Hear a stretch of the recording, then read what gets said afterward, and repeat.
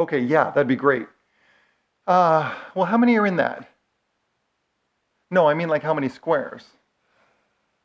Well, no, you just take the number of rolls and you multiply it by the numbers. Never mind. Hang on. I'm sorry, hang on a second. It's time to start. Look, everybody's here. Hi, everybody. I'm Teacher Chandra. And I'm Mr. Greg, and we're back again with another video designed for your family to spend time learning about the Bible and Jesus together. That's right. And today we're going to start off with our memory verse that we learned last week. Remember the hand motions? Let's find out. All right, let's do it. Okay. Very truly I tell you, whoever hears my word and believes him who sent me has eternal life. John 5:24a. Did you get it? We'll find out, because now I'm going to do it and I'm not going to make any noise and you're going to say it. Okay. Ready? Go.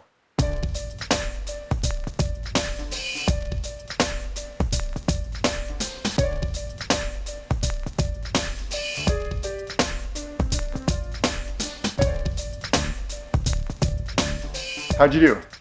Good? I think so. Awesome. Wow, Teacher Chandra, our Bible verse talks about having eternal life. Mm-hmm. Eternity, though, that's a really long time, and it kind of makes me worried. What if we get super bored up in heaven? Well, if you think it could be boring, then you might have the wrong idea about what it actually is. What do you mean? Well, the Bible talks a lot about the day when God will bring his space, heaven, to overlap with our space, earth, where we will spend eternity. Whoa, that is different. That is mind-blowing. Yeah. I don't understand that. Well, let's take a look at the video from the Bible Project, and they'll tell us what the Bible has to say about heaven and earth. So in the Bible, the ideas of heaven and earth are ways of talking about God's space and our space. So I understand our space really well. We live here, there's trees, rivers, mountains. But my understanding of God's space gets a little fuzzy. And what we do get in the Bible are images trying to help us grasp God's space, which is basically inconceivable to us. So these are two very different types of spaces. Yes, they're different in their nature, but here's what's really interesting is that in the Bible, these are not always separate spaces. So think of heaven and earth as like different dimensions that can overlap in the same exact space. So we talk a lot about going to heaven after we die, but this idea of heaven and earth overlapping, we don't talk a lot about that. Which is kind of crazy because the union of heaven and earth is what the story of the Bible is all about. How they were once fully united and then driven apart, and about how God is bringing them back together once again. So let's go back to the beginning, where heaven and earth, they're completely overlapping. Yeah, this is what the Bible's description of the Garden of Eden is all about. It's a place where God and humanity dwelt together, perfectly no separation, and humans then partner with God in building a flourishing, beautiful world and so on. But as humans, we wanted to do things a different way. We wanted God out, and we wanted to create a world apart from him. Yeah, so we have these two spaces now, and the Bible actually uses lots of different kinds of words and phrases to refer to these two spaces to make a clear distinction. So you've said that these spaces can overlap, though. So explain how that works. Yeah, this is where we have to start talking about temples. Because in the biblical world, you experience God's presence by going to a temple. That's where heaven and earth overlap. Now, there are two types of temples described in the Bible. One is a tabernacle, basically a tent that was built by Moses. And the other was this massive building made by Solomon. And these temples were decorated with fruit trees and flowers and images of angels and all kinds of gold and jewels and so on. And these are designed to make you feel like you're going back to the garden. And at the center of the temple was a place called the Holy of Holies, which was like the hot spot of God's presence. Now we can go and be with God again. But not so fast, because the temple also creates a problem. So God's space is full of his presence and goodness and justice and beauty, but human space is full of sin and injustice and the ugliness that results. So how do these spaces overlap if they're so different and they're in conflict with each other? This was resolved through animal sacrifice. Yeah, that's kind of weird. What do animal sacrifices have to do with this? Yeah, the idea is this. Animal sacrifices, somehow they absorb the sin when the animal dies in your place. And it creates a clean space, so to speak, where you are now free to enter into the temple and be in God's presence. Okay, so if I'm an Israelite and I live in Jerusalem, I might be able to be in God's presence. But you said the story of the Bible is all of heaven and earth reuniting. Right. So we have to keep going in the story where we come to Jesus in the New Testament. And in the Gospel of John, we hear this claim that God became human in Jesus and made his dwelling among us. Now, this word dwelling is really curious. It means he set up a tabernacle among us.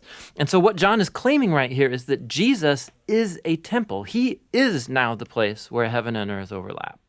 What's interesting about Jesus is that he isn't staying in this safe, clean space. He's running around hanging out with sinners. He's healing people of their sicknesses and forgiving people of their sins. He's basically creating little pockets of heaven where people can be in God's presence, but he's doing it out there in the middle of the world of sin and death. And he keeps telling everyone that the kingdom of heaven is at hand. And he even told his followers to pray regularly that God's kingdom come and that his will be done here on earth just as it is in heaven. But a lot of people are threatened by Jesus and they kill him, which seems to spoil this whole plan to reunite heaven and earth. But we have to go back to a scene earlier on in Jesus' story where John the Baptist saw Jesus and said, "Behold, this is the Lamb of God who takes away the sin of the world." So Jesus isn't just talked about as being a temple, he's also talked about as being the temple sacrifice. Yeah, so the cross is now the place where Jesus absorbs sin to create a clean space that is not limited like animal sacrifices. Jesus' sacrifice has the power to keep spreading and reuniting more and more of heaven and earth. And this is all really great, but it leaves one big question in my mind, which is, what happens when I die? Don't I just fly over to God's space to be with Jesus? Yeah, so a few times in the New Testament, we learn that Christians will be with Jesus in heaven after they die, but that is not the focus of the Bible story. The focus is on how heaven and earth are being reunited through Jesus and will be completely brought together one day when he returns. So in the book of Revelation, we get this beautiful image of the Garden of Eden, now in the form of a city, coming to end the age of sin and death by redeeming all of human history in a renewed creation. And God's space and human space completely overlap once again. Whoa, so we're going to have new bodies and a new heaven and a new earth. Everything is going to be new. Yeah, and everything's going to be different. So much better than it is what we see now. Absolutely. Now, we read more about this in Revelation, chapter 21, verse 3 through 5a. Let me read that to you. Yeah. And I heard a loud voice from the throne saying, "Look, God's dwelling place is now among the people, and he will dwell with them. They will be his people, and God himself will be with them and be their God. He will wipe every tear from their eyes.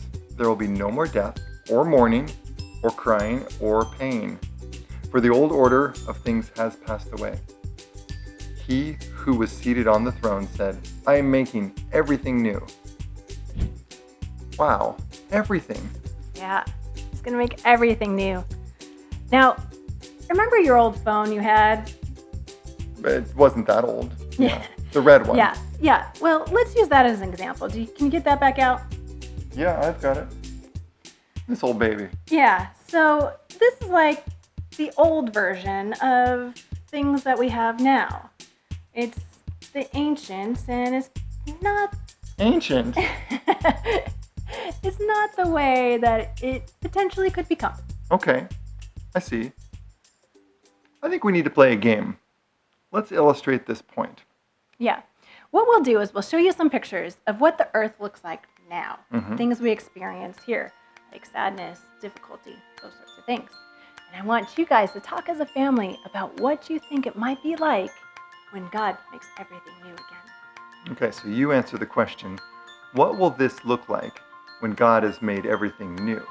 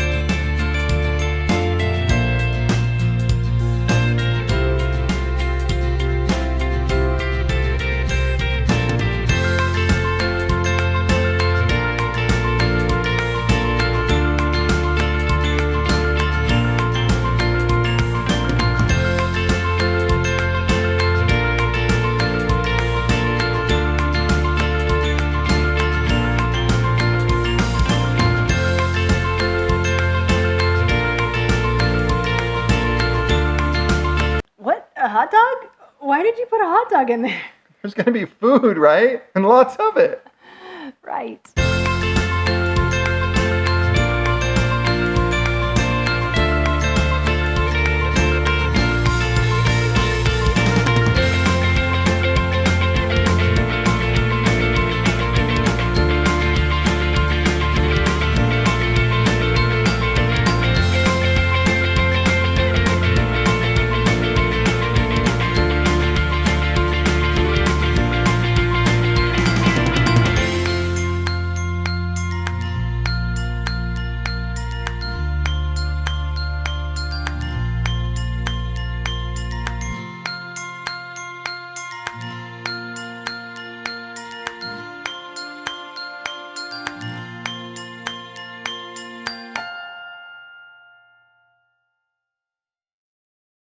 Everything is going to be so wonderful. Yeah, like the way it feels on the first day of summer vacation. That's exactly right.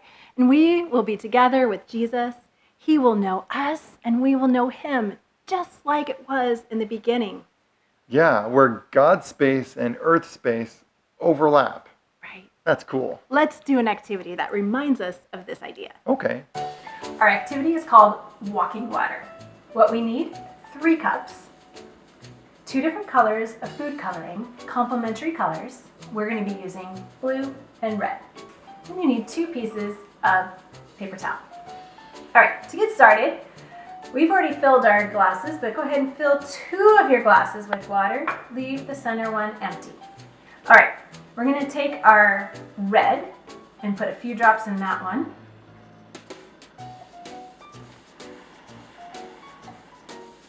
Good. Okay. And we'll take the blue and put a few drops in this one. Now, blue is going to represent God's space, heaven, and the red's going to represent our space, earth. All right, take your paper towels, fold them in half so that you get a little part like that. And then put them in the empty glass so they're touching. Exactly. And then put the other side in your colored glass. Now we're going to need to wait. The water will start walking up and the 2 colors will come together, just like the 2 different spaces overlapping in our video. Okay, it's been about 2 hours and look what happened. The 2 different colors came together to form what? Purple! Exactly. The 2 spaces, heaven and earth, come together overlapping. That's really cool. It's like Jesus' water overlapping with our water, and it happens now. Oh yes, every time we act in Jesus' love, we continue that overlap that he started. And we don't have to wait until we die or he returns.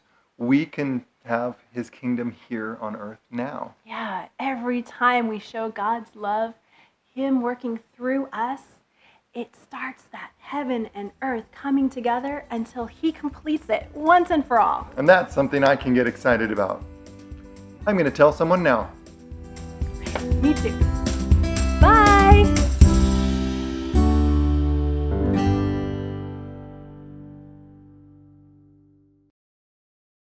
And we're back with another video for you and your family to have as a Time vehicle, together, a learning vehicle about, to learn about designed to learn designing about. and Jesusing. Do you want me to say this part?